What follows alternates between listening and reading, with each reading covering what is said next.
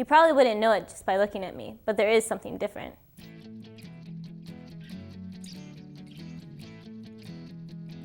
Yeah, it's not any of that. In some circles, that's quite tame. I'm referring to the lack of a bulge in my back pocket or an annoying little box holstered to my waist. That's right, you guessed it. I am one of the tiniest minorities on this campus. I do not have a cell phone. Think about it. There are over 50,000 students and staff on this campus, and it seems as though they all have cell phones. The way things are going, the conventional landline will be a thing in the past, right up there with 8-tracks and LPs. You know those black discs that the DJ rubs back and forth, making those scratching sounds? Once upon a time, you would put it on a table and let them spin. Music would come out. Anyway, I digress. Isn't anyone worried that we are losing the ability for face-to-face communication?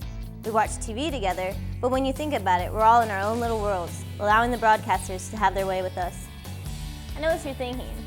How do I live without a cell phone? Well, surprisingly, I do have friends, and they all accept me for who I am. Someone who is not tethered to a cell phone tower somewhere. Someone who doesn't need to tell everyone what I'm doing or text the person across the room what I'm eating for lunch. I just think we've gotten a little out of control with the technology. When I announce a 5-minute break, what do people do? They don't turn around and talk to their neighbors. Instead, they flip out the cell phone and talk to somebody else who's more distant. So in that sense, yeah, it is true that their immediate offline encounters are somewhat stilted or limited by a cell phone, but their larger social networks have in fact expanded. I think it's a tool that can be used for positive social connections, but at the same time, if you become too dependent on it, it also makes you lose sight of more personal connections in your day-to-day offline lives. I'm no fool. I know technology stops for no one.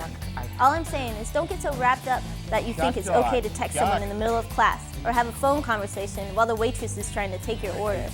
Let's not lose the human component in our human interactions.